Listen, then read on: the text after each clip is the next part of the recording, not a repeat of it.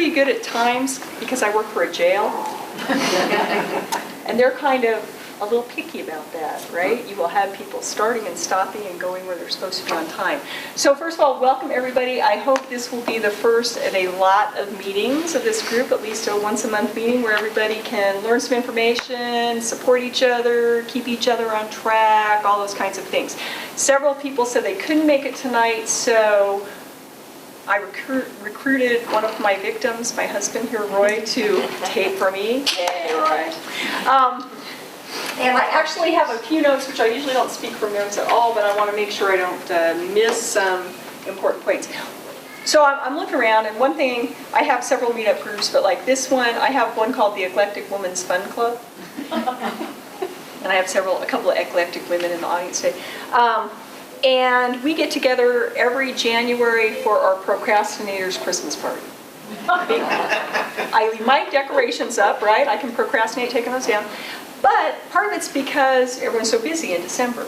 So what was really fun is this year we had, about 32 people at the party, and more than half the food I would say was ketogenic. And this is not because we're a ketogenic group, it's just because some of us have been doing it for a while, and then other people said, oh, well, what is it that you can eat? And oh, what about if I bring this? And what about if I bring that? And so we had all kinds of really good food. Do you guys agree? Was it pretty good? Yeah, okay, they're nodding. Yeah, even my husband, okay.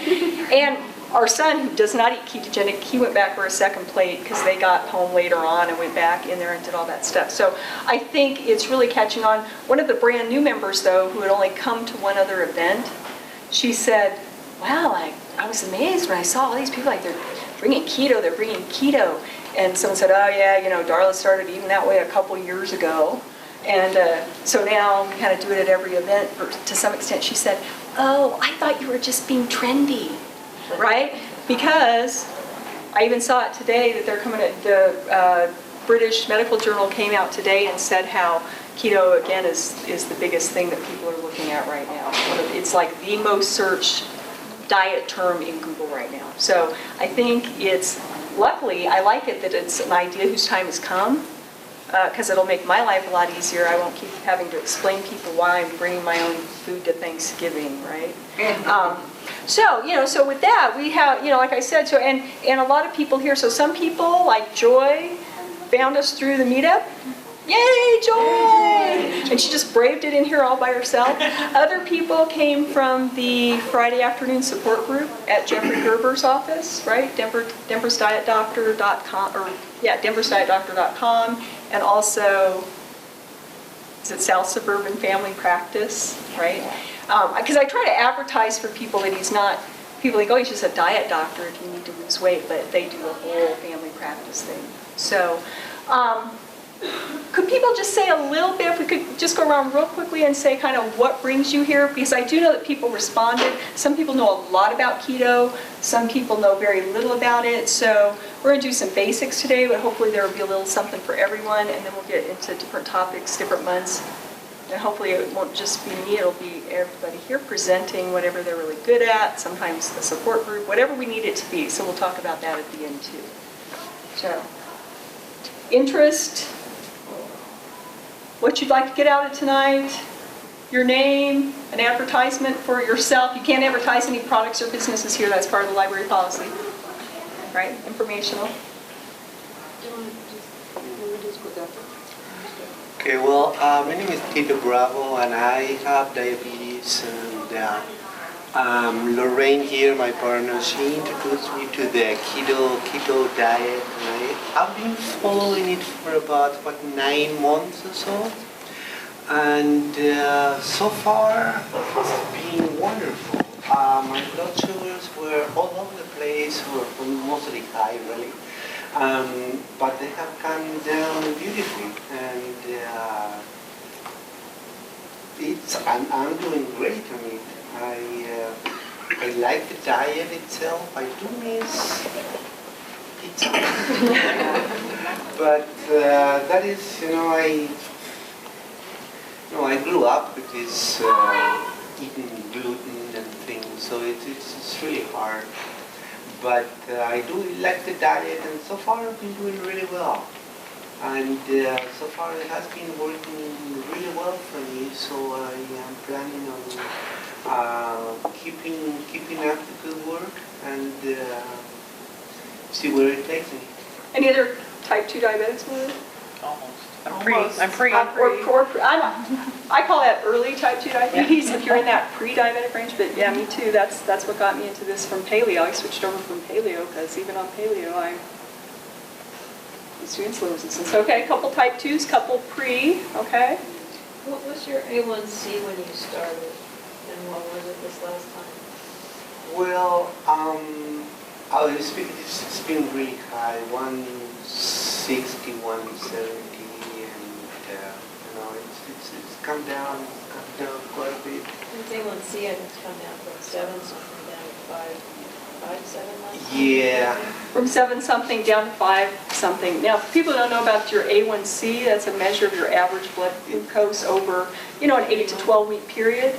And if you're going to a traditional doctor, they would say 7 is well controlled for a diabetic. Right. But a lot of tissue damage is occurring at that. So really you want to be in that normal range, which is below 5.7. So yours went from a high number down to that, It's 5.9. which is at least considered a pre-diabetic range. That's a huge shift. Right. It's getting better. Very good. Very good. Ms. Lorraine? I don't remember how I heard about it. But I have always, kind of my whole life, done whatever I thought was healthiest. So like for 25 years I was vegetarian. And then my mental state was not the best. And I remember being in alfalfa in a folder, it's a mile-long deli case of all vegetarian stuff, and the only thing that looked good was the chicken wings.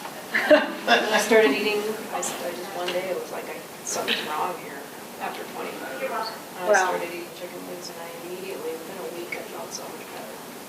And I went paleo, and then I went keto, Why did Lorraine cross the road to get to the chicken?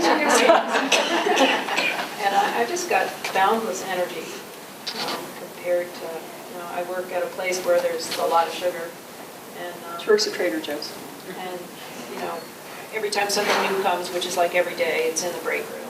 Everybody has to try it. Well, you don't have to try it, but everybody tries it. And then I was just going off the deep end. So when I found ketogenic diet, I don't crave that stuff anymore at all. I look at it and I go, ooh, why would you eat that? Because I'm not hungry.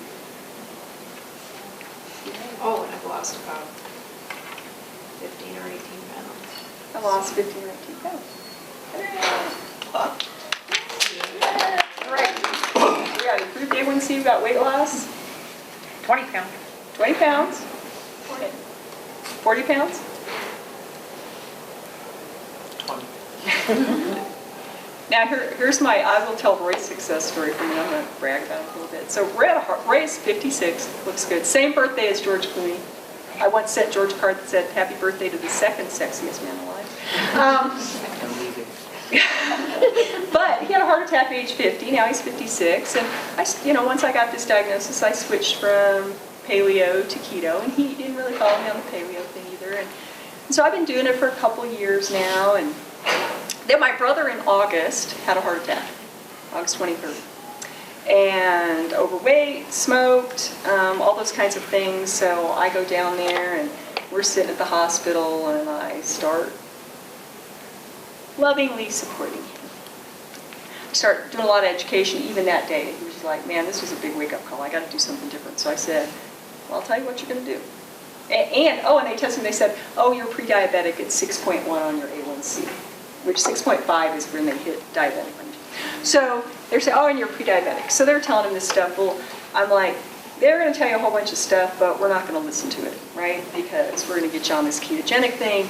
We can get that A1C knocked down. We can get those triglycerides down because they're terrible, and we can get you healthy again. And then the dietitian comes in and, hi, I'm here to talk to you about, and he says, oh, well, this is my sister. I'm a nurse and a clinical social worker. So like, she's a nurse too, and she's been telling me what to eat, and I'm going to do this ketogenic thing with her.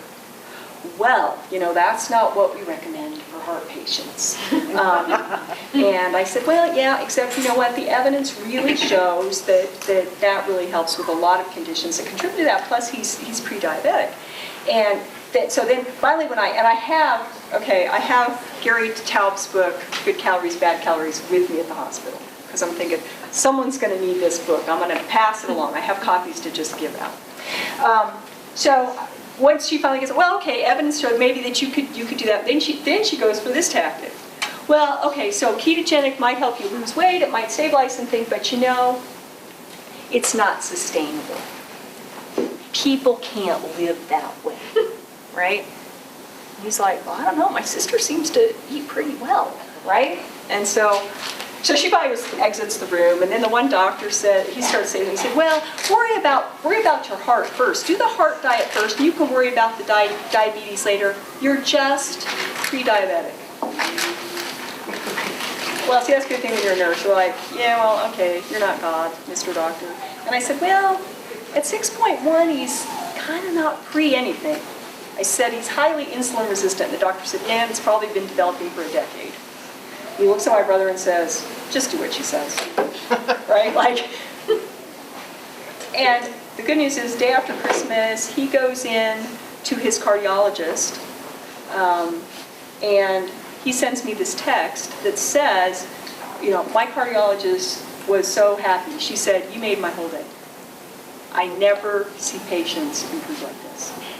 He'd lost 33 pounds, he had stopped smoking, he wasn't having cravings, and all his numbers got better. His triglycerides, boom, way down, etc. His HDL is climbing, right? He had a really low HDL going into this. So, and he said, well, I'm going to tell you what I'm doing. I'm doing that ketogenic thing, right? And he said, I expected her to say oh, you can't be doing that. She just said, well, it's working, keep doing what you're doing. So I think we're getting to the point where we're getting a lot of people on board too. Yeah.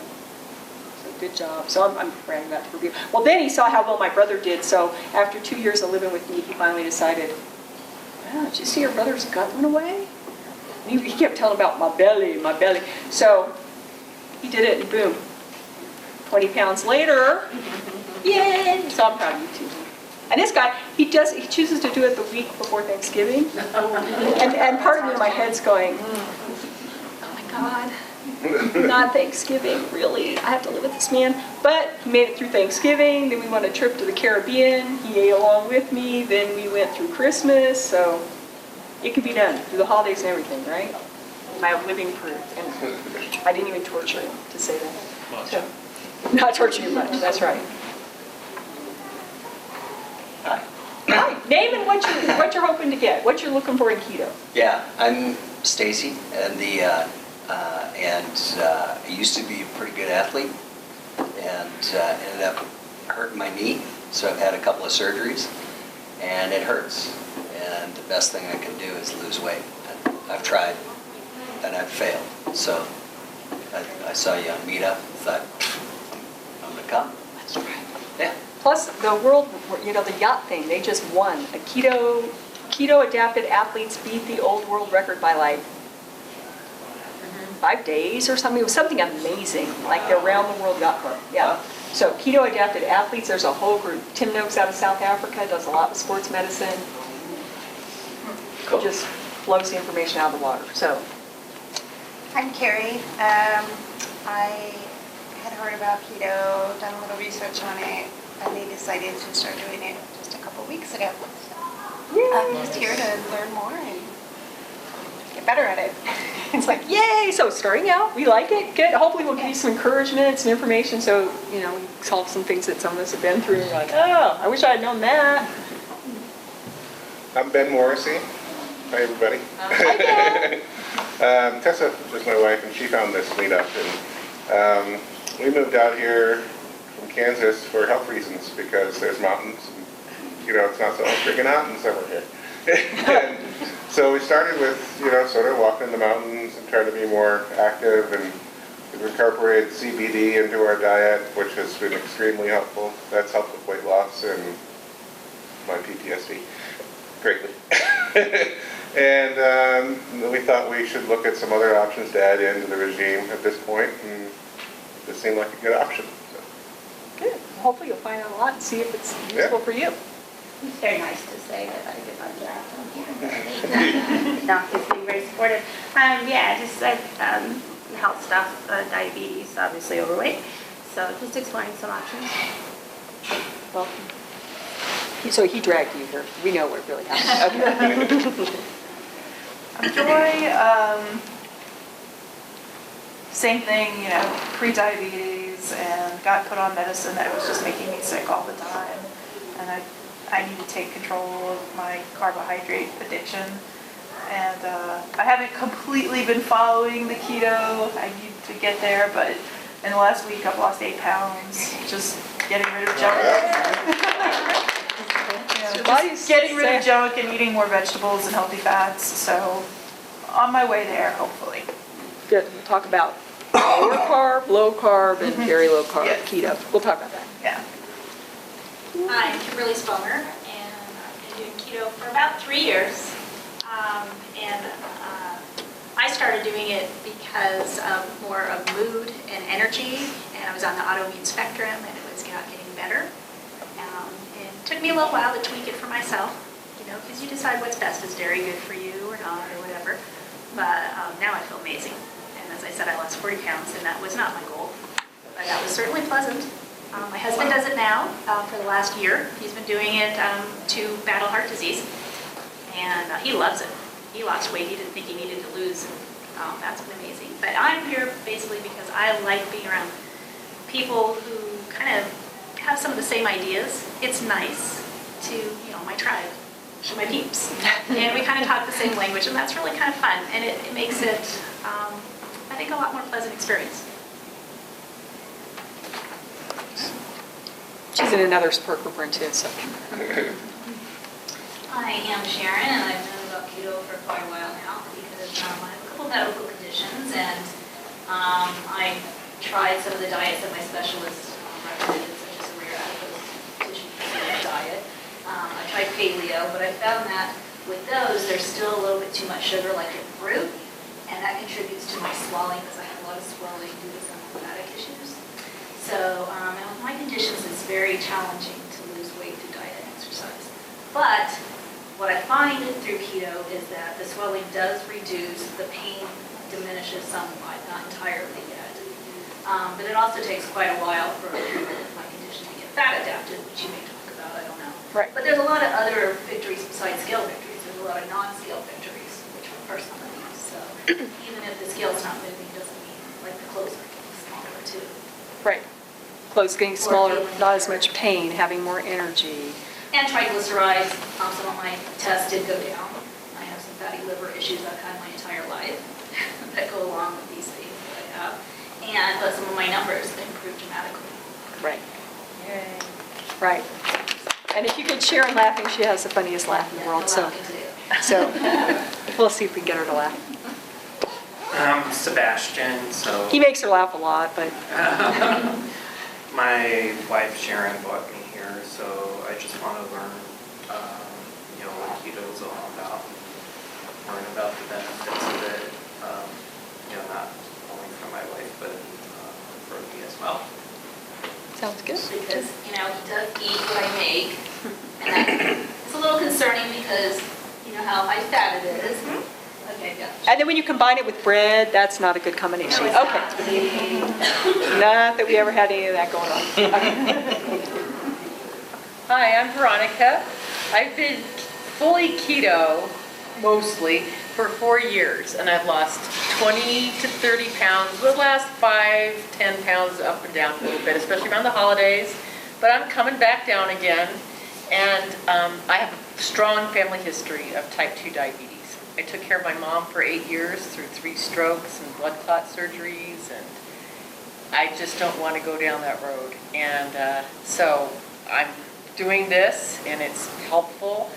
My family is sometimes supportive and sometimes not. I have a husband who follows it most of the time, but then binges on something that I can't have. But we belong to a low-carb wine club now. We get a box of low-carb wine, and so we can share that together. At least I have a little bit. I don't have a lot. And I have 2 teenage sons who have reduced their sugar. Just by hanging around me, they know that they can't they hear that I give them a big lecture about orange juice. You cannot have orange juice. There is no reason for you to have orange juice.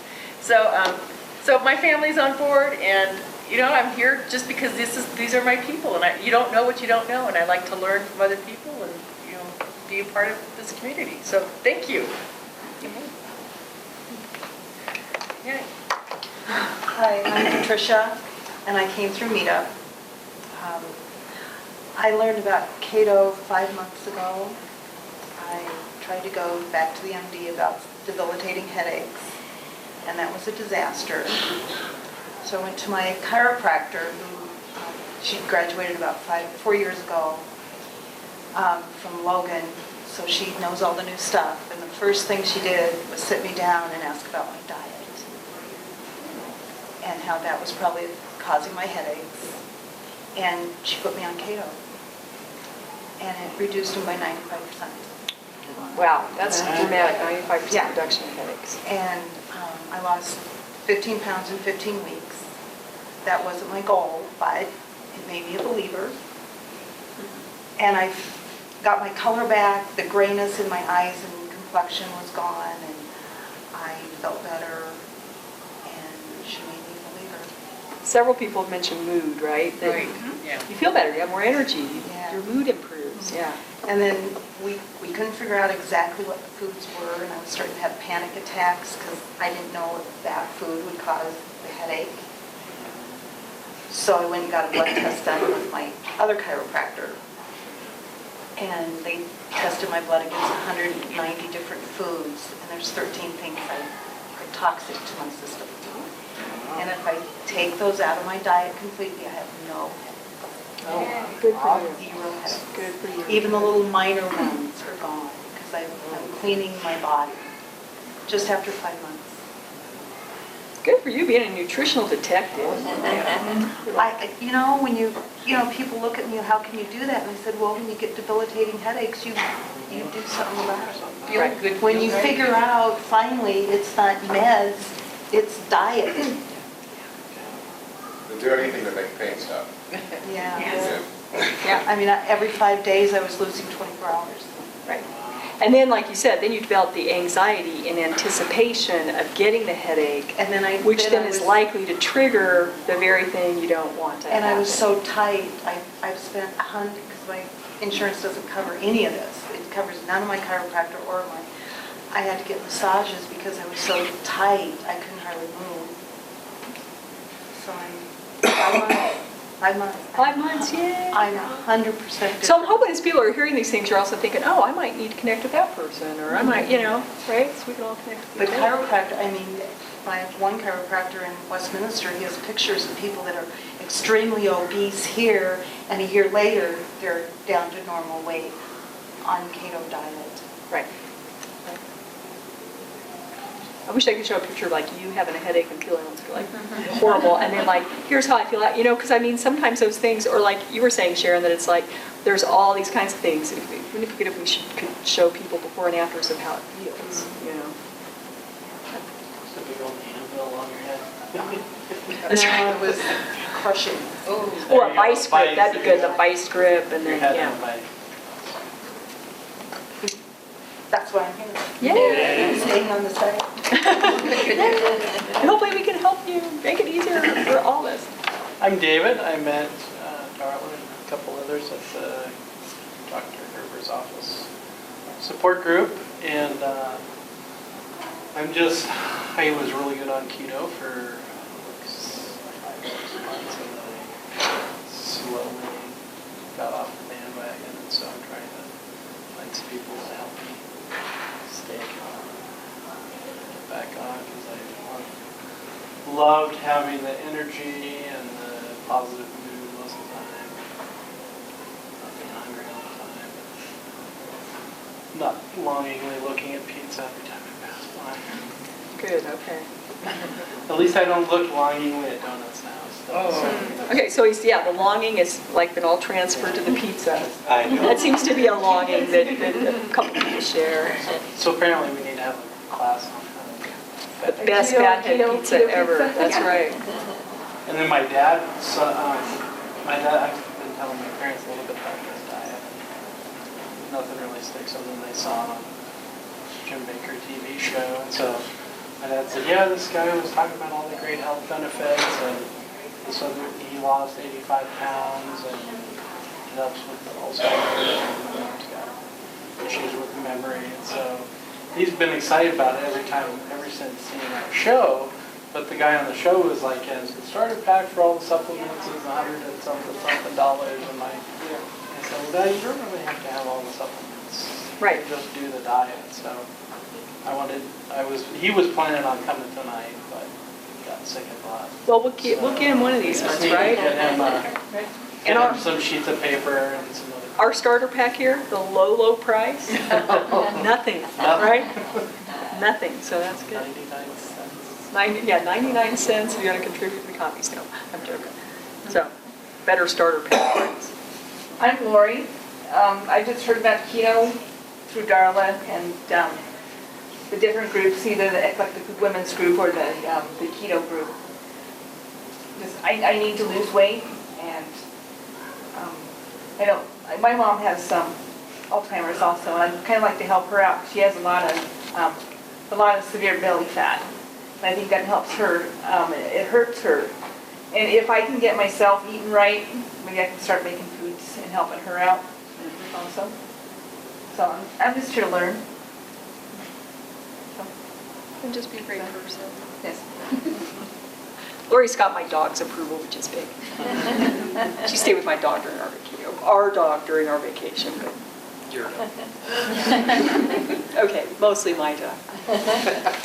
I'm Jackie, and I'm here because Judy's a good salesman. Yay, Judy! Yay, Judy! I talked her ear off. Yes, she did. And I believe in healthy eating, and I know I don't eat as healthy as I should. And I don't want to have cholesterol medicine in a couple of years, or, have diabetes in the family. And so I just thought I'd come and find out what it's about, and maybe it will inspire me to at least eat a little healthier. Good. Yeah, and I'm always like, with the diabetes, I'm like, well, I kind of like to keep my eyesight, my feet, my kidneys. I don't know about other people, but that's really a good motivator. Like, yeah, those kidneys are kind of critical. Well, welcome, and Thank you. we're glad you take influence from Judy as well. Yeah, I listen to it. I'm sure she listens to you too. I'm Shirley, and I'm here because of Judy. I've been hearing about this for about 3 weeks or so, or maybe longer, and it's very interesting. I'm interested in what happens in the body, with all this, changes that, I've been hearing people's stories, but just the changes that the body has to do to consume this kind of food. Right. Perfect. She's a retired nurse. A retired nurse? Yay! Although nurses never really retire, we just go around and talk to everybody, right? So, yay. Very nice. I'm glad to meet another one. I'm Judy, and We should call her the strong arm. That's right. Get a strong arm. I started to go to Dr. Gruber's office, it was in November, because my other doctor rejected my Medicare insurance, which I'm so happy she did. And so I see Erin Kay, and she did a blood test. And I also, every year I go to 9 Health, because they have a long list of blood tests. And I gave her my last one. And of course I knew that the blood sugar was high, because I read it. And she did another test. And she came into the room after the test was done and said, your blood sugar is high, what are you eating? And I thought I was eating quite well. I was eating fruit. I made a special muffin for the breakfast. That was only a bite, but it had banana, applesauce, cranberries, Coach's oats for fiber. She says, that's too much. That's too much. So then I got this book. Yay. And started The reading. new carb and calorie counter. Just for the carbs, and was just amazed how many carbs are in these foods that I thought were just really good for me. So then I came to the meeting, the first meeting on the Friday, first Friday of December, and he's talked about keto. I thought, okay, and I bought the Keto Essentials. Oh, yeah, that's good. And, Who does that book? excuse me? Who does that book? The Vanessa Spina, who was there that day, Oh, okay. she writes this. And I She was got at the this in Tattered Cover Tattered Tasking Cover, Club, right? Yeah. And I got an autograph because she was there the night before. And just the information, without the recipes, just the information in it was overwhelming to me. So that's where I got started, and I've lost 23 pounds. Right. And then I got this book, which is very good too. Keto Clarity, Jimmy Moore, So with Eric Westman. it's just continually reading about all this information that just keeps me going. It's just amazing. I'm eating all this fat and losing weight. I cleaned out my closet. I have 3 heavy bags I could not even pick up because I've gone down sizes. Oh, very good. Very good. I was thinking 3 heavy bags of just the food, because that's how. So I was pulling this out while you were talking, not to agree, but like a steel cut oats, because everyone's like, oh, get those steel cut Irish oats, right? Oh, give you some fibers, Heart healthy greens. stick to your ribs, you know, all that. I can't do Ivor's accent, Ivor Cummins. But quarter of a cup dry, which of course puffs up as you cook it. How many grams of carbs? Anyone want to guess? 29. Oh, wow. Close. Okay. Now, you're Can I doing. ask a question real quick? A lot of people in my family count carbs and stuff, but I don't know what's a good amount of carbs for a day. So, They're like, I'm counting carbs. I'm like, hey, yeah, that's awesome. How many you got? 5? Great. What does that mean? So we're going to start right there, All right. okay? So here's the thing. And people don't know, and I did put my description up there. So my first degrees, my bachelor's and my master's were in social work, so I do a lot of therapy with people. I've worked with inmates in jail for a long time. Now I do it pretty much full-time, working with addicted inmates, those kinds of things. So if you heckle me, go ahead. I have experience with the tough crowd. But that was my first degree, and then about 10 years ago, I decided, I added the nursing degree because I wanted the body too, right? I wanted all this information about both the psychology and the physical things. So I really try, everything I do, I try to combine those elements. I always want to know what works, how can we get a handle on the physical things and on the emotional things that are going on. But one of the things, that I think we got mistaught. Now, I kind of told my history, but here's the thing. I actually think now I'm adopted, so I don't know my genetics, but I think I have probably a strong genetic tendency toward diabetes, but I also think I gave myself type 2 diabetes by following the guidelines of the American Heart Association. Because my dad had a heart attack in 1976 when I was 13, I was turning 14. And the minute we went in there after his heart attack, they said, you will get rid of butter, lard, you won't eat much meat, you will only eat egg whites or egg beaters, you will switch from butter and those kinds of things to margarine, you will use polyunsaturated oils. And so we were totally, and my parents had been farmers in Iowa. And you know what farmers eat? Well, when they move out here, they bring half a cow with them, right? They bring a side of beef, they bring a pig, And so, it was like home-cooked food. We didn't go out to eat. So we went from that, but he had probably, a lot too many starches, but still went from home-cooked food to all of a sudden we're having low fat, low fat, low fat, which meant high carb, high carb, high carb. And I think probably feeding myself that way for all those years. At some point I got like, I don't think these carbs are good, because I gained, so I was pretty skinny. I was born a preemie, like 3 pounds, 4 ounces my whole life. Feed her, make her eat, made her eat. I was skinny. Right when my dad had his heart attack is also the beginning of puberty for me, right? Kind of that whole time. Not the beginning, but I was already in. But now you got all these hormones going on, and now you're feeding all these carbs, and suddenly I gain a lot of weight. So then I joined Weight Watchers in high school. And I was like, I think I should join a gym. My mom said, no, my friend belongs to Weight Watchers. Well, back then, definitely low fat, right? Mm-hmm. So I go on Weight Watchers. And I did very well. I lost 45 pounds, right? But the day I hit maintenance, because back then they had legal foods and illegal foods, right? And anyone else in here a little bit of a rebel? So the minute I got to that weight, I said all the things they said I couldn't have for all that time, right? I ate them and I gained 7 pounds back my first week after hitting my goal. Okay, so this tells you a little bit about how because once I started eating some of those high sugar things, even though I was eating a lot of carbs. So, but I did, so I lost weight, went to Weight Watchers. In college, kind of went up and down. I joined Weight Watchers again at another point in time and actually did maintenance very well that time, became a leader at Weight Watchers. But one of the things that time around was because the fiber, as long as it didn't have fat, right, and it had fiber, you got to eat more of it with the whole point system. So they made these things back then, and then they realized we were all gaming the system and they changed it. But there were these big, huge thing called Baker's breakfast cookies. And I still remember them because you're like, you can eat the whole, you're nodding. I remember very well. People were like, you can eat that whole Baker's breakfast cookie, given the amount of fiber that they said was on the label. They later got sued because it was false advertising. Oh, okay. But you can eat that whole cookie for a point. Well, it was just sugar laden, but it had oats and stuff. So I do that. And then the other thing that you could eat a whole bunch of for hardly any points was Miss Meringue cookies, right? Which are just sugar and egg whites. And Miss Meringues are like crack. Well, at least for me they were. When I opened the container, I was not happy till they were gone. Now I could feel sick as a dog, right? But I think all that sugar thing, because here's what happened. So what we were taught is there's basic food groups, right? There's proteins, there's fats, and there's carbs. But the reality is only 2 of those groups have the word essential in them.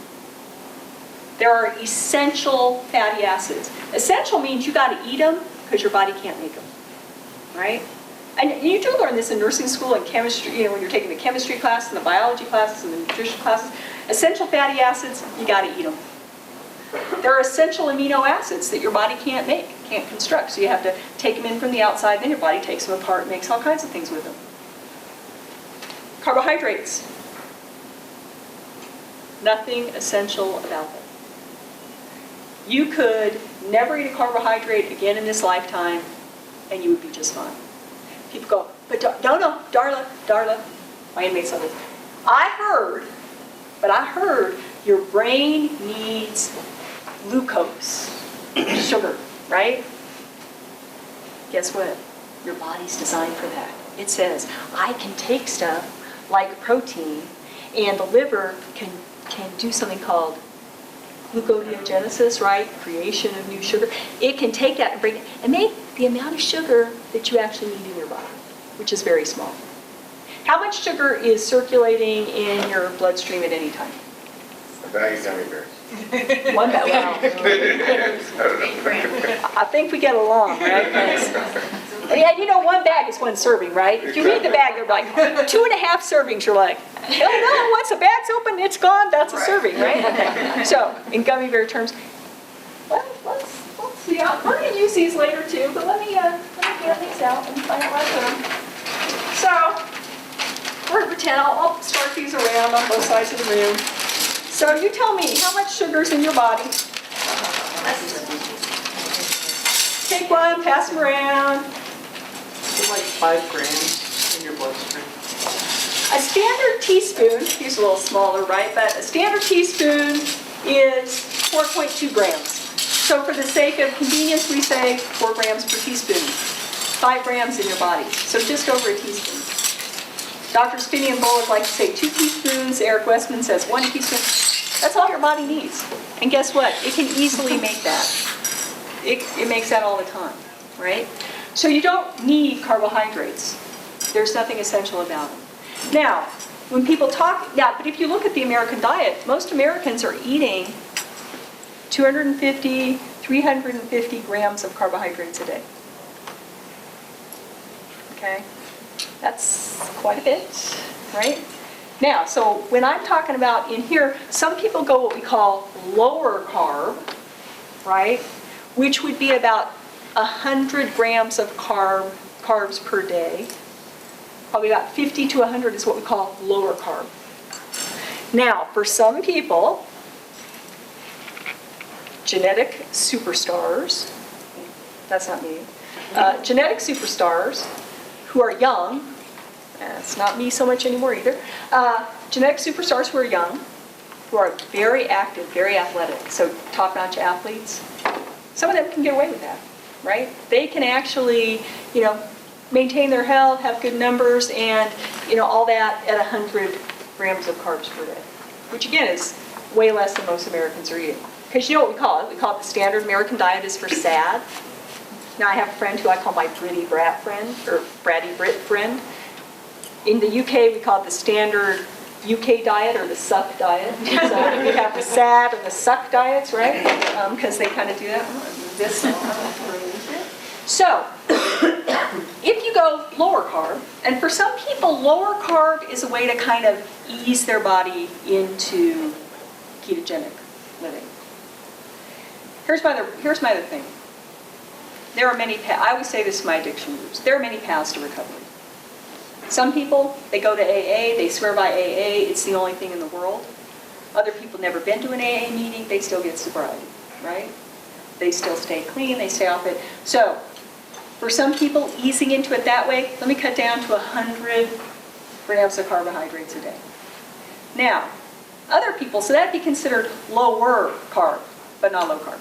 Low carb is generally defined as 50 grams of carbohydrates a day or less. So 50 or less would be a low carb diet. And then if you get into the ketogenic diet, basically it's defined usually as 20 grams of carb per day or less. Okay? And that's, for example, a piece of bread?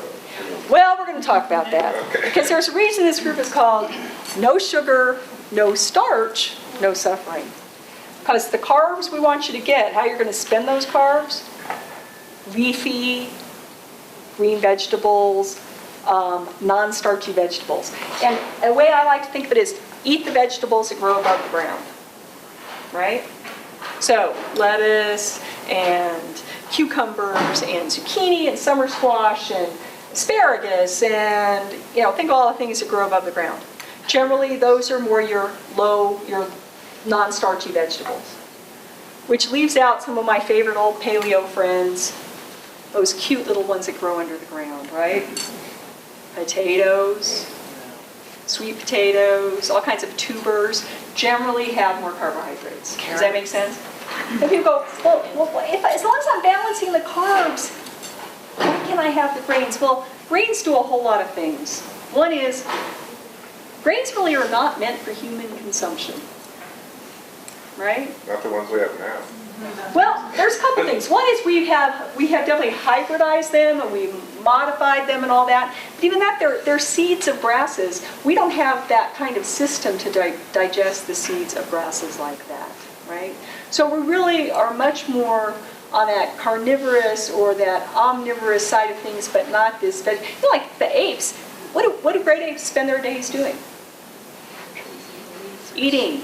And eating and eating, because all that cellulose that goes through them and they get no nutrition from, you spend all your time doing that, just trying to glean some of that. And they have other people have a lot more we think we have a lot of compartments to our stomach, right? Like the regular meal and the dessert compartment, but we really don't, right? You just have a stomach. But other animals might have 2 stomachs or 4 divided stomach, all those kinds of things. So we really are not meant to digest grains. So grains, they also do a lot of chemical things that do signaling in our body, right? So they have chemicals that signal all kinds of things. So it can mess with our hormones, our inflammatory system, all that. So your carbs need to come in the form of non-starchy vegetables, and for some people, they can work in the occasional fruit, right? What? Berries. And generally we're like, try the berries, try the strawberries, try the blueberries, the blackberries, etc. Those are generally the safest. Now, and I have a handout later called Be a Meter Eater. Because I'm type 2 diabetic who totally controls it with diet, I tend to test every food at the beginning, right? I eat it, I take my blood sugar before I eat it, then I eat the test food, and then every half hour I take my blood sugar until I'm back to baseline, right? And if I'm not back to baseline by 2 hours, that's not necessarily great food for me, because people with normal blood sugar response are back to their baseline in 2 hours. Now, the other thing is that if you go more than 20 points, it's considered a spike, right? So that's a food that you don't do well with. Well, I had Not have fruit. I mean, I'd have the occasional berry here and there, very little, and they were fine with me. And I was making, and I always say in my marriage and on keto, I don't cheat, right? Once I made a commitment, you know, I'm like, because my other thing, there's no cheating, only consequences, right? Who am I cheating? My body knows, and they'll certainly react. So here I am, I'm chopping up this watermelon for a friend's, her sister died, so for the memorial service, she said she'd like a fruit tray. So I'm chopping all this fruit up, and nothing in, I took 2 bites of watermelon. And as I'm eating, I'm like, this tastes pretty sweet. And things will taste sweeter after you've done this for a while. That's pretty sweet. But I decided to test. So I wait a couple hours, which is usually when my blood sugar peaks. And I'm like, holy crap, 2 bites, I went up 60 points? That's a major spike. So, okay, here's my brain. You know what? I bet I didn't wash it off my hands well enough. So I washed them. And I test again, 60 points. And I did it a 3rd time just to make sure, right? And so I said, dang. And I also looked at my ketone meter, which I had been in the high 1.9 or something, and that watermelon dropped me down to 0.8. Which Aaron pointed out, still in ketosis, Darla, still in ketosis. I'm like, yeah, but it dropped way down. We'll talk about that in a minute if you want to monitor your ketones. So, first of all, decide what's your goal. If your goal is, hey, I want to ease into this, you might go lower carb. If your goal is, no, I really want to do this, go low carb, right? And if you really want to hit it hard, and I suggest people at least try to start with the 20. Question or comment? No, I was just making a comment here, but I do have a question. I've got Lyme disease and Bartonella, it's also known as cat scratch fever. What do you know about this diet in relationship to those illnesses? You know what, I don't. Does anyone else? Lyme disease, Bartonella, and this diet. I have read some about it, not a great deal, but, because that is one of the suspected issues that they believe that I could be dealing with. And from what I've read, it's very favorable. But I recommend you do your own research and see. Okay. Okay. But it's out there. You will find some great research. I'll tell you, I read stuff all the time. I love finding out information, but I don't know about that. And one thing about me, if I don't know, I'll tell you I don't know. A lot of Lyme people get gluten allergies. And so... Here's the good news. Ours is a gluten-free diet, but not because we're eating gluten-free junk food, right? Because a lot of people went gluten-free, and then they just loaded up on all this nice sugary junk food, thinking that was making them healthy. And they're sending their inflammation through the roof, they're sending their blood sugar through the roof, they're doing all that kind of stuff, right? So 20 grams a day or less is what we're looking at as strict keto. Now, when we say ketogenic, what does it mean to become keto adapted? Has anyone heard this term? Oh, you got to get fat adapted or keto adapted. Well, okay. Here's the hard part of the sell. I might need to invite Judy up to get people to do this, right? When you first switch over, especially if you've been, it's kind of like a car. Your engine is running on sugar. Now, let's simplify. What are starches? Things of sugar all hooked together, which the minute they hit your mouth, the amylase in there starts dissolving them into sugar, right? So starches are sugars. That's why a potato will send your blood sugar through the roof, just like sometimes even more than glucose, because fructose and other things have even more impact, right? Because fructose has this weird thing, and fructose, guess where it's found? Fruit and high fructose corn syrup, right? It does this whole bypass thing with the liver. I mean, the liver just takes that, and it can convert it right into triglycerides and store it as fat, right? So it can go right in there. So, okay, you got all your people here now. So when you first start, so say you've been a sugar burner, here's the other thing. How much glucose can your body hold? Well, your liver holds about 50 grams of sugar, and your muscles hold another 100 to 200 grams, depending on if you're a bodybuilder or not, all those kinds of things. So you're holding that much sugar, and most people you only have about, some people say 12 hours, some say 24 up to 36. Your body runs out of sugar in that amount of time. If you use every bit of glucose it has stored. Well, what does your body do when it runs out of glucose, or thinks it's running out of glucose? Makes you hungry. It makes you hungry. One, it sends out your stress hormone, cortisol, which says, oh my God, fight or flight. get something done here. This is survival. And it says, go get more. So sugar burns through. I like to think of sugar. Anyone ever in Boy Scouts or Girl Scouts? Ever started a fire, right? Burning carbs for your fuel is like burning newspaper. What does newspaper do? Burns fast, burns quick, smokes like crazy, and makes a mess, right? Sugar does the same thing in your body. It burns fast, it burns quick, it doesn't burn clean, and you have to keep loading it full. So you're hardly done with that snack in the break room at Trader Joe's with one high carbohydrate thing, and your body's already saying, well, where's the next one, right? And so because carbs burn like that, and we've been recommending this diet it started with the American Heart Association in the 50s and 60s, and then in 1977 is when the USDA and the policymakers decided we will have dietary guidelines for Americans. Now if you read them, they'll say, this is not to tell individual Americans what to eat, but this is to set food policy for the country. Well, when you set food policy, it says what hospitals serve, what prisons serve, what schools serve, and it does come down to us. You know, we've had the food pyramid, we've had the My Plate, right? We've had all these things. So it really does do that. So when we're telling people, eat these, take out the fat, now you're eating the carbs, you're going to be hungry all the time because you've got to keep stoking that fire with that newspaper, right? And so then they say, oh, well, to keep your blood sugar level, you need to eat frequent small meals, which actually your hormones work in a pulsatile fashion, right? They're meant to kind of get a rush of hormones and then they slow down. Your body's meant to go in these pulses. Well, now instead we're going to try to keep it steady, and how we keep it steady is we keep feeding it these carbs, because then it's like it goes up, it goes down, it goes up, it goes down. But if you eat all the time, maybe we can keep it in the middle, which means also your insulin system is constantly on, right? You're wearing out that insulin system. So I love Zoe Harcum's line. That whole many small meals a day and all that. She says, well, graze if you're a cow or want to look like one. And she's British, so they'll just graze if you're a cow or want to look like one, right? So that's what we've been told, graze, graze, graze. Instead of, now here's the problem. So if your body's used to burning sugar, you're a sugar burner, it needs lots of frequent feeding, you have lots of cravings, and you're hungry all the time. If you try to diet then, I'm assuming everyone's tried to diet at some point, okay? And then they say, well, just eat less and move more, you lazy little bums, right? And you're like, so now I'm eating less, but it doesn't satisfy my body, and my body's crying out because it's starving.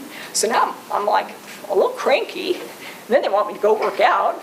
And I frickin' go work out, okay? And then I get out of there. What do you do when you work out? Remember your mom said work up an appetite? Okay, so now I've had the damn rice cake. I've worked out. I'm really hungry. And they tell me, have another rice cake. Well, I eat that. It tastes like cardboard, and it doesn't satisfy me, right? So most people don't succeed because your body is set up like, hello, we're not getting what we need here. It's going to keep you hungry. The good thing about the ketogenic diet is, and at the beginning, right, people say, don't I have to count calories? Nope. Our goal is don't be hungry, right? When you're making that transition from sugar burning, and sugar's so easy. See, sugar, your body's like, yeah, I don't have to work that hard. Sugar, just go in there, right? When I'm going to switch over to fat burning, my body's going to have to adjust. Because your whole enzyme system in your liver changes. And it's not like flipping a switch. Okay, let's see, now I'm burning sugar. Okay, now I'm burning fat. It takes a little while to get into that process. And while your body's adapting to that, you may get something, a lot of people call it keto flu. I call it carb withdrawal, okay? I work with addicts. I see people coming through this. I'm sorry, they look like addicts, right? Oh God, some people like they feel headachy, or their stomach doesn't feel good, or they're having all these cravings, or the whole bit. For Lyme disease, I can tell you what that is. That's a Herxheimer reaction. You get a lot of toxins in your system can't get rid of them fast enough.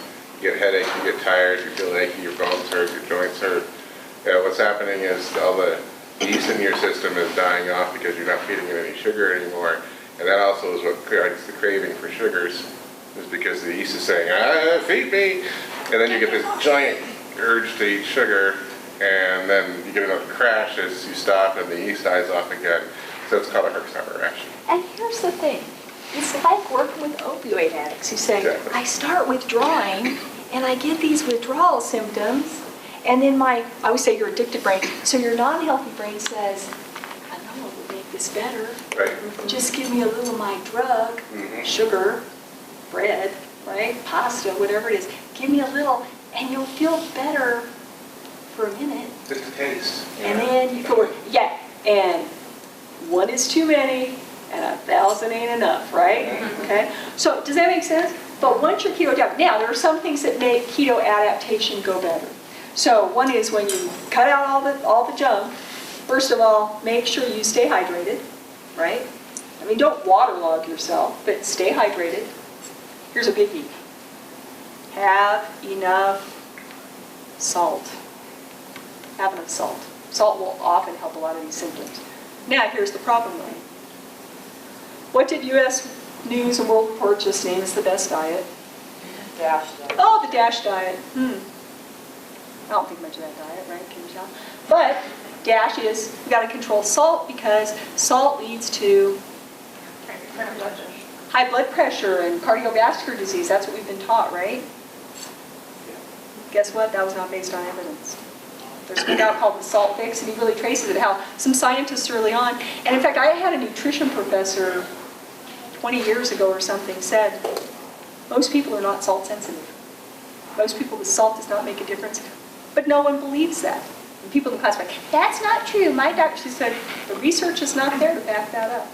But it got sold, people in a political position, hey, I want to be a scientist who gets my name out there, so I'm going to sell this thing. He even came up with a salt, he bred a salt-sensitive rat to like do the research on. I'm like, wow, this seems what happens with humans, right? So if you're having keto stuff, because the other thing is carbs a lot of times, they have a lot of bloating in your body, a lot of inflammation, and there's a lot of water associated with it. So when you go keto, a lot of that first weight you lose is water weight because all that excess fluid that's trapped in there with those carbs washes through your system, okay? So people go, oh, it's just water weight. Well, that happens whenever you switch a diet, right? You get that kind of washout effect with the water. So, that happens first. But if you get, and here's how, like if you start getting that weird fluey headache, take half a teaspoon of salt, mix it in some water, drink it. If the headache goes away, guess what? That keto flu or that carb withdrawal was caused by that salt imbalance. Your body needs that salt to balance your electrolytes. If that doesn't work, go to the gym to the steam room, and sweating will bring the toxins out. Steam room, I do can tell that. you everything about getting rid of the toxins in your system you want to know. So, It works steam great. room, magnesium often helps calm the nervous system, so you can take magnesium. We'll talk about another side effect in a minute. You can also soak in Epsom salts, right? What are Epsom salts? Magnesium.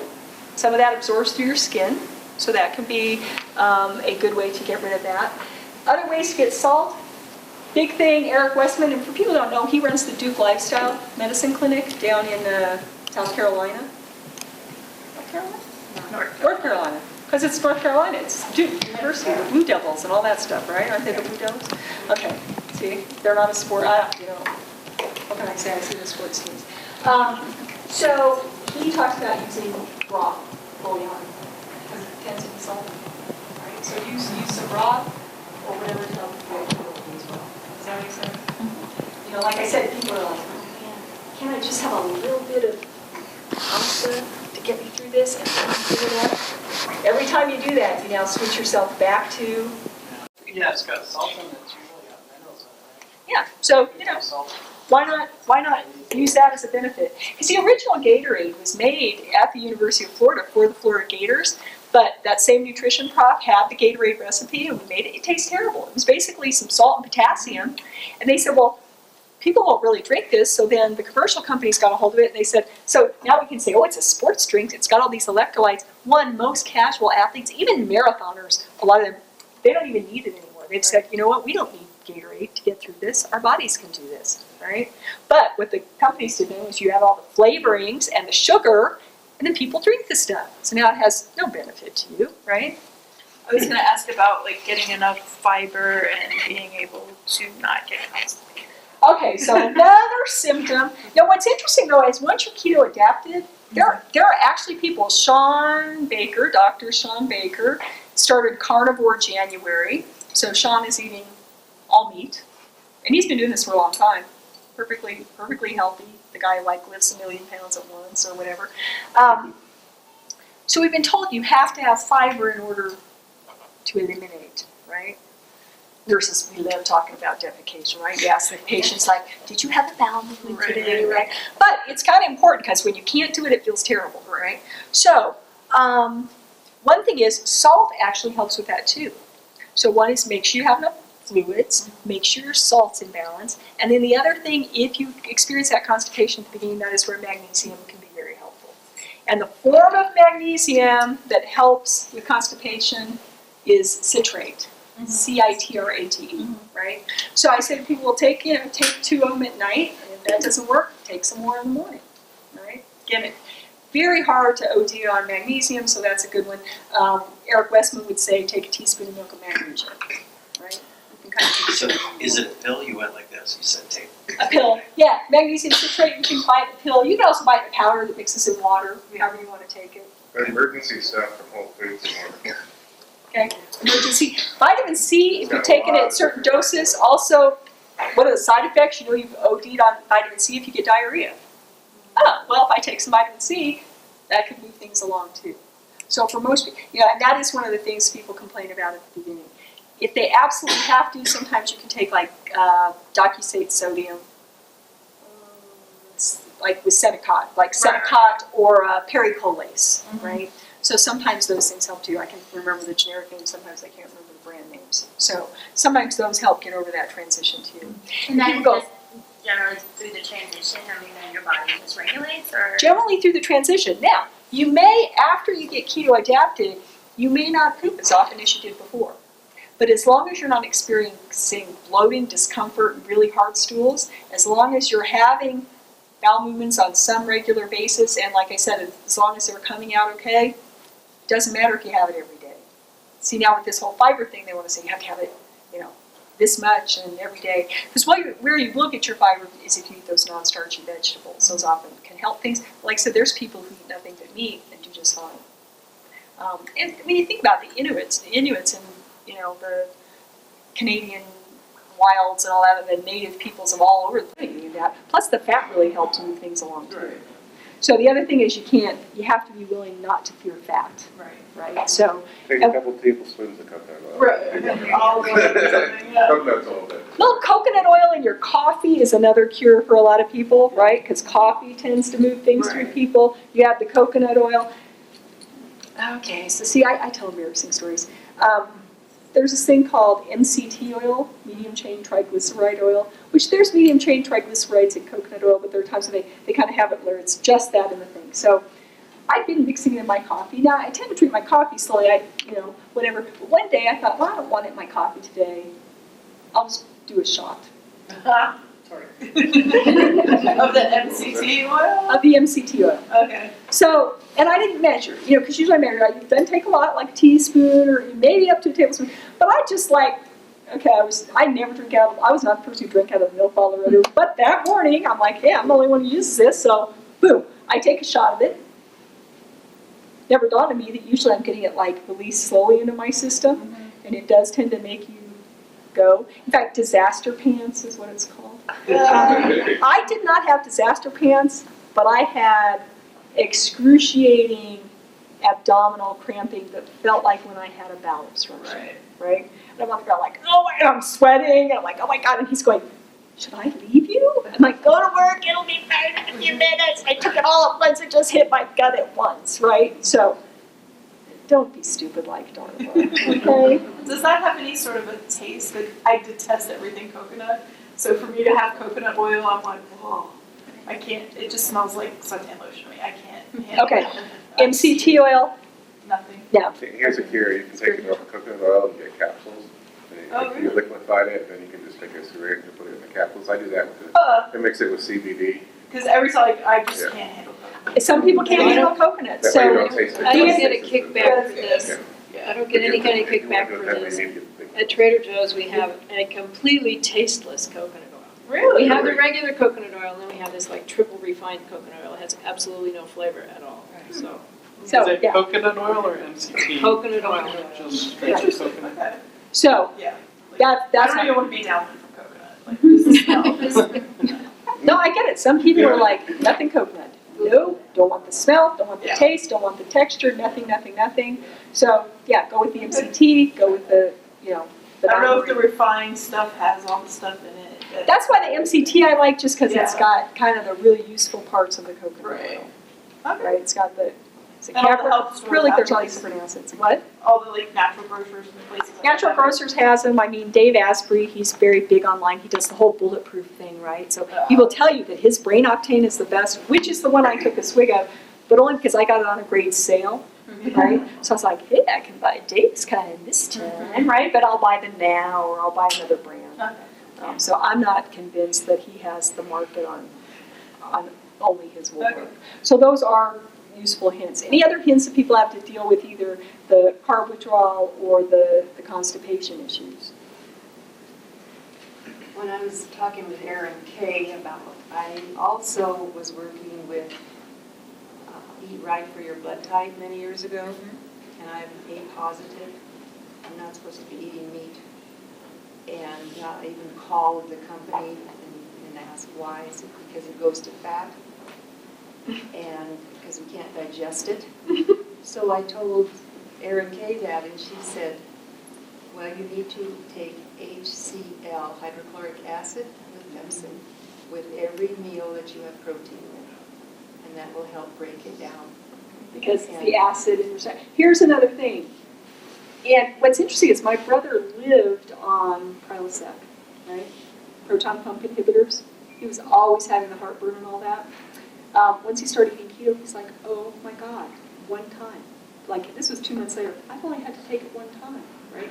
Well, partly, when you take those kinds of things too, and I'm sure you're doing that, it's a proton pump inhibitor, which means it blocks your stomach from making the acid your stomach needs. Your stomach's meant to be acidic, right?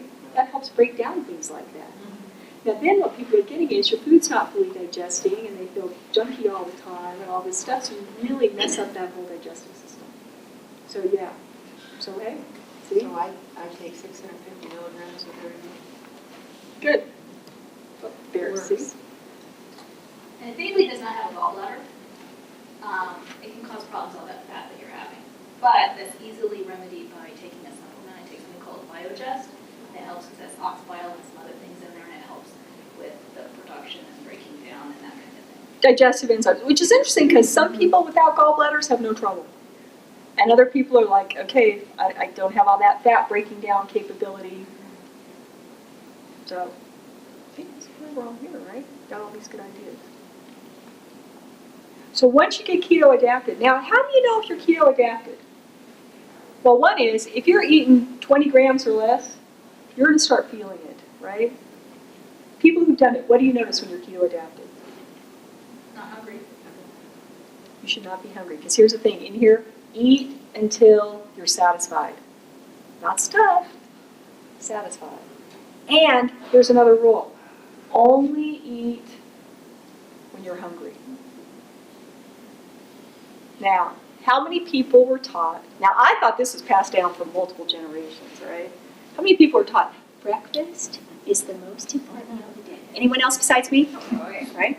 So you have to get up and you must eat breakfast. Well, who knows when that was invented, that saying? By the cereal companies. Cereal companies in the 50s. Right. They marketed that. Breakfast.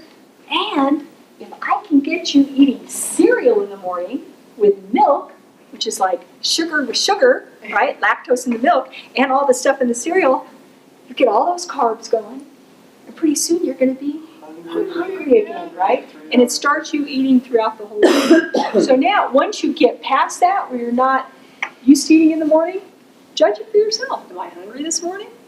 If you're hungry, break your fast right then. That's what break fast means, right? Break fast. So, break your fast then. If you're not, don't eat. And you will not die.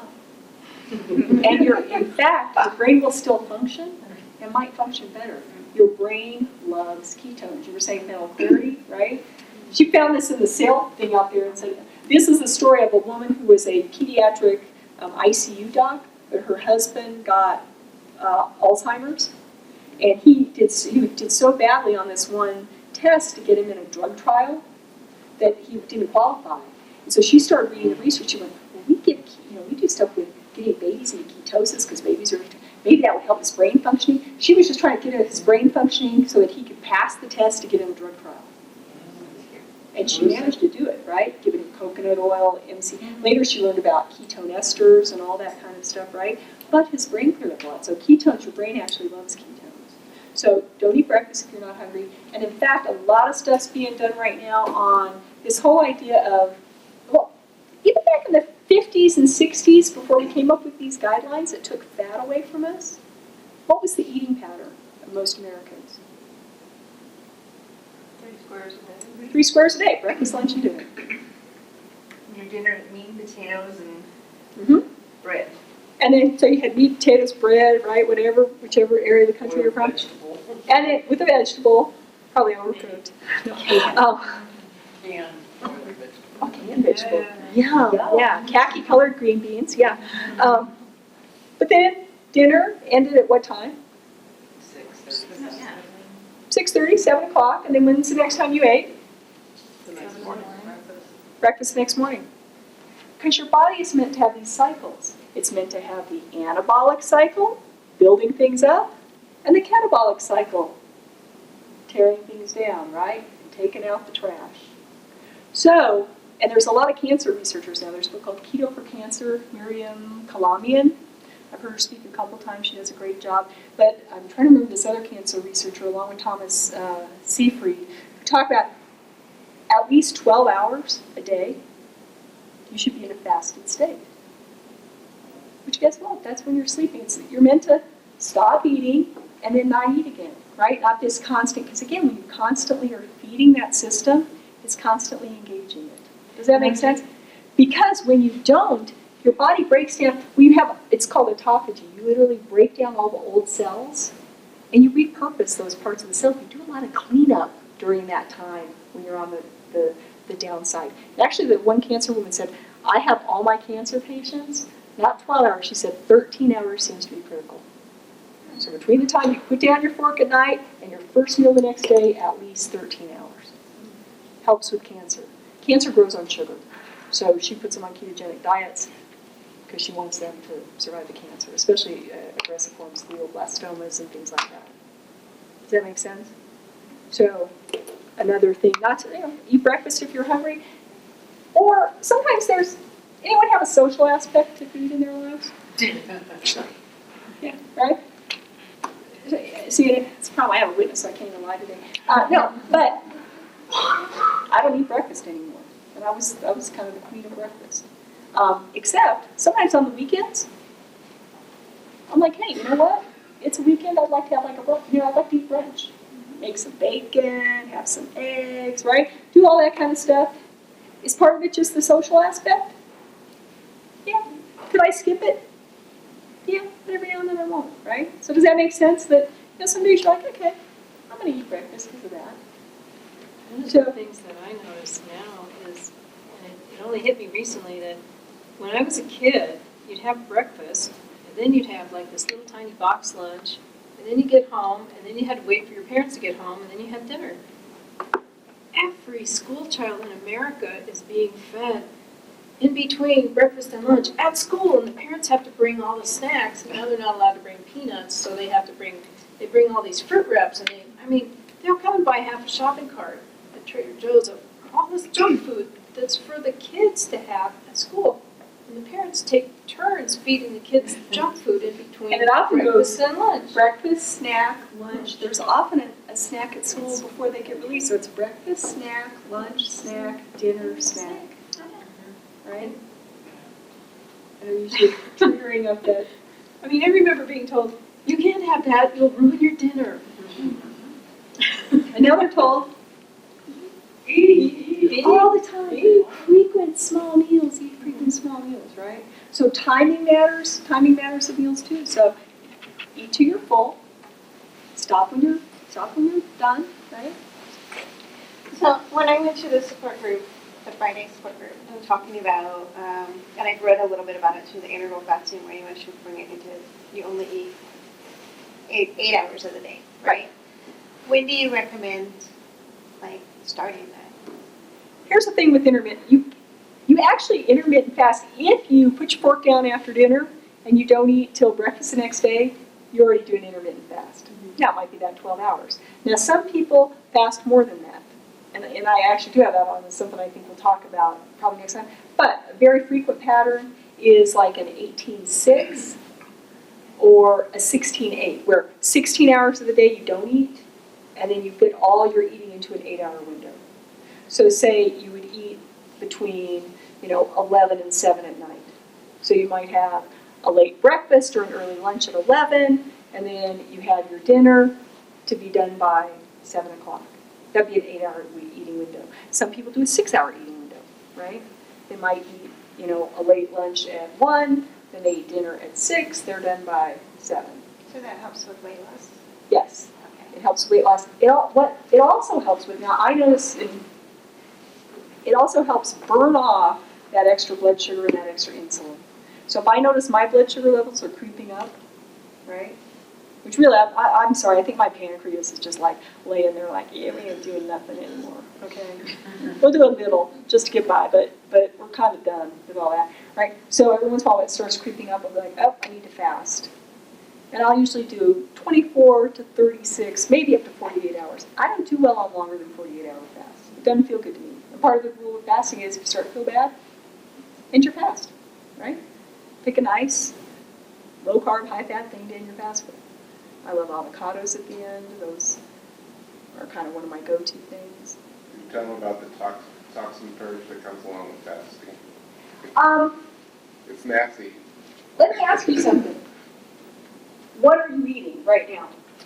What am I eating right now? What's your diet like right now? I eat whatever I want to as long as it doesn't have gluten in it. Because I don't have a toxin purge. I don't feel bad when I'm fasting. Oh, really? So it's you already cooked up the job. I clean the house. My brain. I mean, I'm like, in fact, in some ways, right? You're like, woohoo! You're like, woo! Yeah, I kind of feel clean and clear and light. It's like. yeah, I did the 7-day one once, and that was great. I felt like I gained IQ points at the end of it, but through day 3 is really hard. Yeah. For some people, they think a 1-day fast is useless. They're like, once you get through day 2, actually they think 2, the second day is often the worst for a lot of people. Yes. But the toxin thing, I hear other people, No. once you're eating pretty clean like this, because your body's burning, fat burns very clean in your system. And that's this whole point, is to teach your body to stop needing sugars and burning fat for energy. Get rid of the newspaper, put that hardwood in there, right? That's that fat. This fire will burn, it'll burn long, it'll burn hot, it'll burn slow. And it's clean, right? It keeps you going. So really, I think once you shift away from those carbs, because even if it's, rice stuff instead, or tapioca flour, or potato starch, or all the things that you used to get non-gluten-free, that stuff, yeah, then you're burning off all of it. I recommend that you just jump in like I did, just 100%. Throw everything Like out. right now, Throw it all out. I'm not kidding, I went through my pantry and pitched. Yeah. I got rid of everything I couldn't eat. Because it's poison. It's really poison. And I jumped in, I'm not kidding, 100%, the minute my chiropractor told me, go on ketogenics. I was on Pinterest all day looking for recipes and what do I eat and how do I do this, and that's what I recommend for you. Just go through your kitchen and dump it, get rid of it. And Potato don't, chips. I'm sorry. don't save it and give it to your children. Because I put it on the side and said, this is food we don't need to eat. My other son labeled it his food, and then literally, he did pudge out on that. He did put on quite a few pounds, and it was actually quite shocking to see. And my husband's like, "What happened?" I'm like, "He ate all my carby food."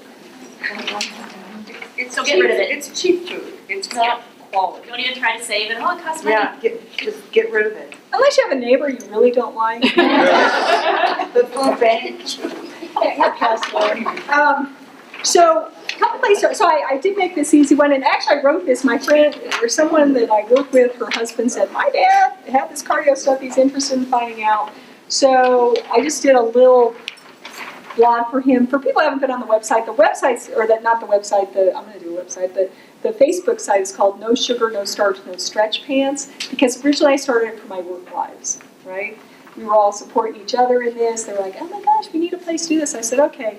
So I figured we might have guys, at this one, and so we called it No Sugar, No Starch, No Suffering, because that's the goal too. But that actually comes from one of my work wives, because every time people would be like, oh, poor Darla, she can't eat this and she can't eat that. She always look over, she's very blunt, she's now a deputy. She's like, it does not look like Darla is suffering. She'd see the food I'd have, and she'd be like, that looks really good. And I try some, and then other people are like, oh, what you eating, right? So that's where we came with No Sugar, No Starch, No Suffering, because really, if you do this well, you won't suffer. Because things you get back, if you can tolerate it, some people can't, but you get butter back. You can't tolerate the little bit of milk protein in the butter. Bacon! Then go with ghee. And you get bacon, right? Exactly. Whenever I tried being a vegetarian, my downfall, because I'd do it for a while, and I'd be like, damn, I gotta have some bacon, right? So, people are like, aren't you vegetarian? Not today. Not today. I need bacon. You get bacon, and you can use lard, you can use coconut oil if you want. Avocado's a nice mild oil that you can use with a high smoke point, so you can use that for cooking. So you get like real things that taste good again. And what you'll find is you don't need as much. You don't need to dish up as much on your plate as you get full partway through. I mean, I over-dished us up last night. We were both like, yeah, okay, that's too much, right? It's good, but it's too much. We're going to stop. And your greens with olive oil, oh, yum, yum, yum. Yeah, you get the olive oil or the lemon and the vinegar with it and all that good stuff. Oh, and I make homemade mayonnaise in a jar with a stick blender, right? So you get homemade mayonnaise, which tastes so much better. And I use the avocado oil, so it's like you got egg and avocado in there, and then you can make ranch dressing out of it or blue cheese dressing. You get creamy, rich dressings out like, I'm eating my salad dry. Right? And number 2, you say no industrial oils, corn, canola, soybean. Why? What's the difference? Because they are made from something that shouldn't be an oil. So they put them through, they use hexane, they do all these things, and it really promotes inflammation in your body. Okay. Yeah.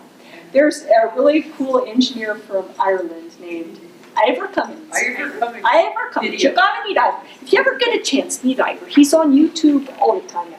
Because he's like, I'm an engineer. I do complex problem solving. Then they tell me my numbers are bad, but they can't tell me what to do. So I read the research. Oh, this stuff we've been taught, it's a bunch of shite, right? Darla, can I get the roast again? I'm sorry. Absolutely. So yeah, let's take 2 minutes to wrap up here in just a minute. So let me give you that. And also, those oils are high in omega-6. And Yeah. you get too much of that. Which is very unbalanced. You need omega-6s are actually essential fatty acids. But the problem is you're supposed to have them really balanced with omega-3s, which come in grass-fed beef, come in salmon, all these kinds of things. But we eat all that, we get the omega-6, which are pro-inflammatory in our system. So yeah, exactly. And they're oxidized. So yeah, and they get old real quick once you have that thing, once you open the bottle and those kinds of things. So try for, like I said, avocado oil, coconut oil, both good, lard, tallow if you're using beef fat to cook in, butter, all those are good things to use. Kelly Gold makes the best butter. Oh, Kelly Gold, see, it's from Ireland. They have Kerrygold Where at Ivor Cummins Costco. comes from. If you go to Costco, they have it there for a good price. Great price. In fact, in my fridge, I have A full box, looks like gold. it's gold, 3-pack. Kerrygold, Kerry Gold, grass-fed butter. That's awesome. I have it in my fridge. I even have a rotation system. I pull it from the left, when I get a new one, I stick it on the right. And it's like you rotate stock on the Kerrygold. I'm like, I rotate stock. It's great butter. It tastes like real butter. It tastes like yummy real butter, right? So, meats, seafood, poultry, non-starchy vegetables, good fats, right? Olive oils, olives, butter, ghee, heavy cream, if you can tolerate dairy. full-fat sour cream and cheese, macadamia nuts, almonds, those are some of those biggies. If you like to bake and make other things, then you're not going to use coconut flour. Nope. But nut flours like almond flour you can use. And again, I say to people, don't go crazy with it. It's not like you're going to be eating that every day, but you can have those treats and those kinds of things. There is a really good new book that my brother and sister, we now text back, my brother who doesn't really cook, he's like, this is so much fun. They're now texting pictures of stuff they made back. We're all texting it. Like, did you try page 192? It's called the Everyday Ketogenic Cookbook. And they do have it at this library. I don't know if they have it in stock right now, but it is available. Sweeteners, we'll get into that more next time. People have different opinions. Some people say no sweeteners at all. Some people use the artificial sweeteners, the Truvia, the stevia, all that kind of stuff, which stevia is more natural, but what are some of the others people use? Aspartame and all that, Splenda or whatever. Again, you might have to test for those. There is one called erythritol, which is sugar alcohol that doesn't affect most people's blood sugar. I always say test for yours, right? See if It that doesn't affects you. affect your blood sugar, but it does affect your insulin. And it can, now it's interesting because I've had my insulin tested to do pretty well, but again, so you probably don't want to live on the stuff, but I'm always like, hey, if I need some faux banana bread to get through the Christmas season, up at my in-laws' house, right, and they have plates of cookies or some of the chocolate chip cookies now and then. So, exactly. Plus, it might trigger the sugar, because sometimes just the taste of sweet causes a release of insulin and or can kick in cravings. Okay? What about xylitol? Is that? Xylitol is another sugar alcohol. Again, just be aware it's very poisonous for dogs. Right. So if you have dogs, make sure they don't get a hold of it. That one doesn't affect a lot of people's blood sugar, but other people it does. The alcohol sugar can also give you the diarrhea if you take too much of it. Right, now erythritol again is probably one of the ones that has the least, at least when they've studied it like with groups of diabetics, has the least effect. So that's why I put that one on there. Be a meter reader, we're going to hand out that pretty soon. Mag citrate we talked about. Intermittent fasting we talked about. Big things to look for if you're, I'm trying to look at the clock here, diabetic on medication. Make sure you work with your healthcare provider because your insulin needs can change drastically and quickly. You take the carbs out, because see, diabetes is really carb intolerance. So you take those carbs out, people are on insulin, they can get a critical low. You can go hypoglycemic because if you use the same amount of insulin and you're no longer having sugar, it can drop you down. Critical lows could kill you. So I don't take that one lightly at all. Eric Westman, I think his record is taking someone off of 180 units of insulin in a day. The person's needs change so quickly, right? I mean, it's some amazing amount. I'll have to listen to it again, but I'm like, holy crap. Well, and the person's on a huge amount of insulin. And that's, the problem is if you notice what they're doing with diabetes now, they're just getting higher and higher doses of insulin. They're concentrating it more, so you need, oh, look, now we can get this much insulin in this small of a shot. But instead of going, we'll take the carbs out, and you don't need all that insulin, right? So the other thing is blood pressure. Some people, your blood pressure often decreases, and people will notice they're kind of getting dizzy, and it's like, oh, I'm still taking my blood pressure medication, but now my blood pressure's low, so I don't need it anymore. Is that you? That happened to me, and I called Aaron, and I said, I just can hardly move. My blood pressure's so low. And so I cut the pill in half. It's 25 milligrams. Yeah. That's great. And at some point, you may not even need it. I'm working for that. Yeah, so some people, again, reduction in that medication, or sometimes a total eradication. I mean, someone at work, she went in and the person's like, oh, look, your blood sugar or your blood pressure is doing really well. The medication must be working. She said, oh, did I forget to tell you I wasn't taking medication? I started this ketogenic thing in April, and they're like, oh, I guess you don't need the medication. Although then the person said, well, why don't I give you the prescription just in case? Because when you fall off the wagon, you'll need the medicine. So I'm like, oh, that's really optimistic. I do want to do I have two more things to do before I'll just leave all the handouts out here. I have a food list. Like I said, these are on the website too. I have Dr. Westman's famous page 4. That's if you're really strict. How to be a meter reader if you want to eat to your meter and test foods with a blood glucose meter. And then some of the resources that are available from the library. Certainly not all of them, but I pulled a bunch of them. But I just have your little spoons. Let's see, we're going to do a little quiz here before we go. Teaspoon of sugar, right? So we're going to see who's going to hold up their spoons. how many teaspoons of sugar in one, and I didn't pick a big banana, one medium banana? How many spoons do you think? 4. Okay, 4 people, put your spoons up. Okay. We need 3 more. A banana, 6.75 teaspoons of sugar. And your body doesn't know if it's natural sugar or other sugar, right? It's like, it's sugar, processed sugar. Oh, this is good. Dannon, light fit.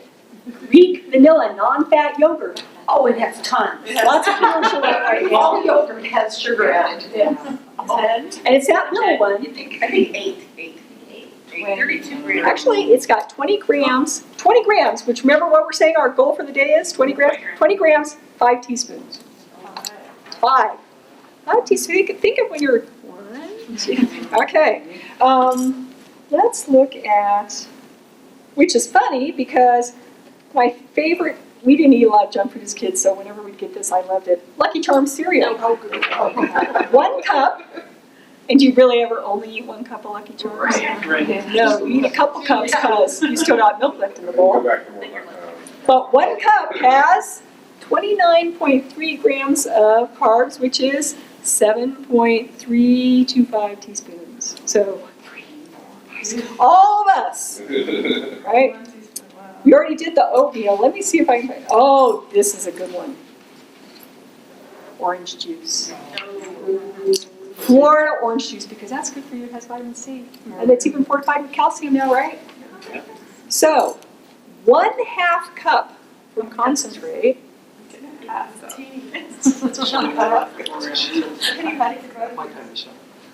That's about 13 teaspoons of sugar. Because they've concentrated all those oranges into that little bit, right? You've taken an orange now, you take 1 medium orange, has about 4 teaspoons of sugar. So half a cup is how many grams of sugar? About 54. 54. Using the thing online, I was like, wow. Apple's a much better deal. Apple juice, you can get a cup for only 7.25 teaspoons, right? Oh, here's a favorite. A potato. Now, I did pick large on this one because you ever been to those restaurants, they serve a baked potato on the side, right? It's the size of a small child's head. A russet potato, large with skin, cooked. 64.1 grams, which would be 16 teaspoons. That's what that does to your body right there. Yeah. Even our little Irishman Ira, give up the potatoes, What right? about like a cup of like 0.5% milk? Because I think they add sugar to when they Actually, cut that out. you know what? They actually don't. The thing with milk is that when you take out the fat, what then the biggest proportion of the calories is the lactose, Oh, yeah. right? Milk sugar, Right. right? That's So why it feels like that's why. But fat, when you drink, people go, but how come you say we can have some heavy whipping cream? Because that's all the fat Right. that they've skimmed off the top to make what they used to call skim milk, and then people didn't like the word skim, so they call it non-fat, right? Because that makes it better. And I promoted non-fat milk for years, right? That's what I was taught. Back, my dad, right? Heart attack. He will not drink the whole milk. He will drink skim milk. My dad's like, just colored water. But that's what. Oh, we drank 0.5% milk growing up all the time. Yeah. Because it was better for you. So what does it do to the lactose by taking the fat out? It basically what it does, it changes the proportion. So even whole milk, people go, well, whole milk, it's got more fat, but it's still got all that lactose. You still got all the milk sugar in that part of the milk. That's why milk is not on this. People go, whole milk's not on there? You can get But cream and then add heavy water. cream to it. is. How I make, if I need something that has a milky, like when I make hot cocoa, you eat cream with water, make sure hot cocoa. I had it in my coffee this morning, and I What do was you do like, with this is coffee? going to be terrible. It was Oh, delicious. cream and coffee is Heavy, awesome. heavy cream in my coffee's my Oh. Steamed. And butter. Heavy cream. Kerrygold butter. Tastes fun. What about yogurt, like plain No. yogurt? It's too funny, Like once heavy you start cream, doing like that. half and half? No, it's regular cream. Like whipping Heavy, you want heavy cream. Half and half, again, you have more of that milk sugar in there. Just go with heavy whipping cream. Heavy with. I'm telling you, once you try that. Now, It here's was delicious. I didn't think I'd like it. I thought it'd be too heavy. It was great. one of my work wives, she said, I am not a coffee swiller like you guys, but since I have that heavy whipping cream, I've been like a I drink 2% milk person for years. Oh, yeah?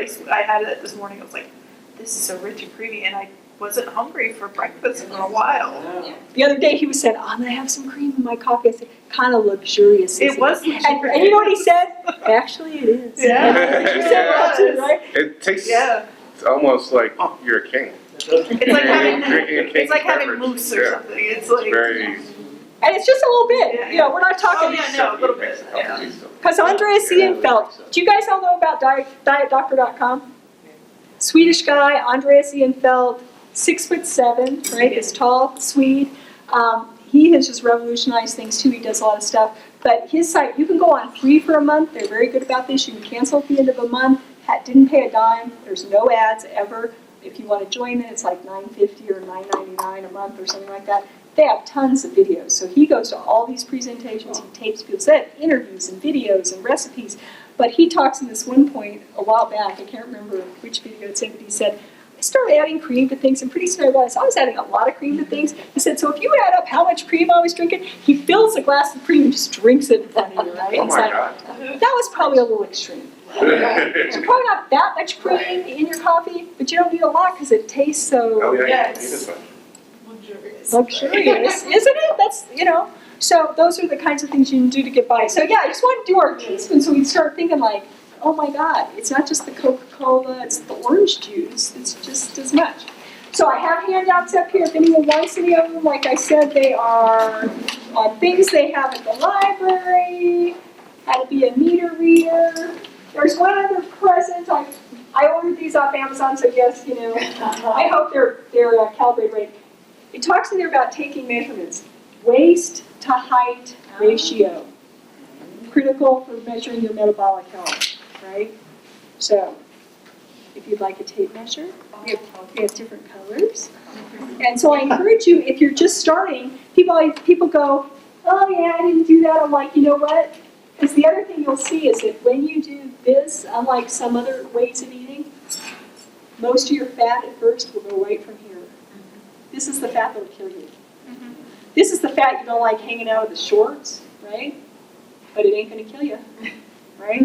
This is not metabolically active. This fat promotes insulin resistance, it promotes more triglycerides, it promotes cardiovascular disease, all kinds of bad stuff because this affects your metabolism, how your body functions with things. So if anyone wants to take it, we have some blue ones, I think I got some pink ones.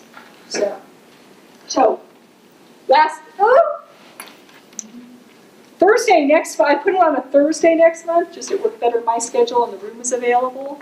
So I put it back here Thursday next month. Some people were like, oh, I don't want to do it at that location, it's too far from me. Is this a good location for most people here? It's in my backyard, so I really like it. Not so much for you. So what? We might be having some satellite groups like Boulder. Veronica's already said, I live in Boulder, I would like to start one in Boulder. I'm like, hey, I will help promote that, right? Let's get one in Boulder.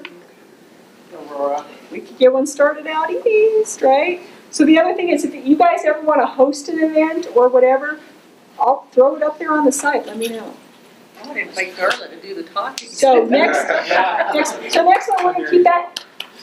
Tell me if there's anything, I put my email up here because as we know, Meetup is going through growing pains, so I put my number and stuff. There's specific things you want covered because of course I always run out of time, so. What does ketosis mean? Ketosis means you're in that state where your liver now is converting things into ketones. So that's what your body, it's a nutrient that your body can live on. Okay. So you are fueled by ketones, you're fueled by fat. Better than being fueled by sugar. Yes. Okay. Rather than being fueled by sugar. Now sometimes people go, ketoacidosis, which can kill you. If you're a type 1 diabetic and your sugars are out of control, and you've got ketones in the 10 range or above the 10 range, you're in trouble, you could be dead. Okay. Even when I fast for a long time, I'm totally keto adapted, I might get into deep ketosis, I might be at 5. Okay. I've never got to 5. I've never even close. I have. Yeah. He's done 4-9, I think I've done 5-8 after a 3-day fast or whatever. So I think the heavy ketosis, but nowhere near ketoacidosis. Right. But doctors sometimes don't know the difference. Right. Doctors don't know what Our Alzheimer's doctors, is. oh, we have a good doctor, we know our doctor does. Mhm. So, thank you all. Thank You guys want to mill around and talk to each other, I'm cleaning up because we, So you want to be at 20 carbs or less? 20 carbs or less. Can you give me regardless a- of the size of you. Eat all